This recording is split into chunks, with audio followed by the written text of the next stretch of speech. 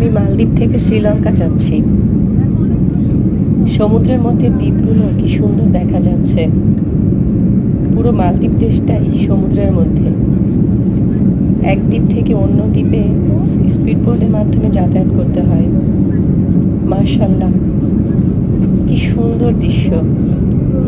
আল্লাহর সৃষ্টি কত সুন্দর, কত নিখুঁত। মনে হচ্ছে আকাশ সমুদ্রের সাথে মিলে গিয়েছে।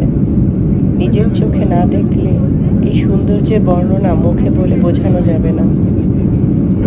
আল্লাহর কাছে শুকরিয়া, তিনি আমাকে এই দৃশ্য সরাসরি দেখার তৌফিক দিয়েছেন।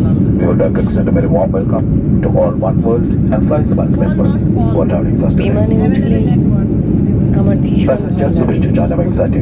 এত সুন্দর দৃশ্য দেখে সব ভয় দূর হয়ে গেছে। মালদ্বীপে ছিলাম। মালদ্বীপ শহরটা ভীষণ সুন্দর।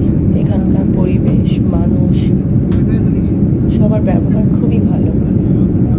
মনে হয় সমুদ্র আকাশের সাথে মিশে আছে, তাই না? এত সুন্দর, খুব ভালো সময় কেটেছে। এখন শ্রীলঙ্কা যাচ্ছি, ওখানে থাকবো 2 দিন, তারপর ইনশাল্লাহ বাংলাদেশে ব্যাক করব। প্রতিটি মানুষেরই সামর্থ্য থাকলে মাঝে মাঝে ঘুরতে বের হওয়া উচিত।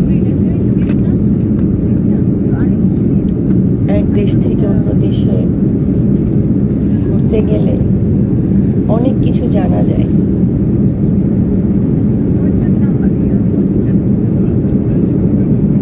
ইনশাল্লাহ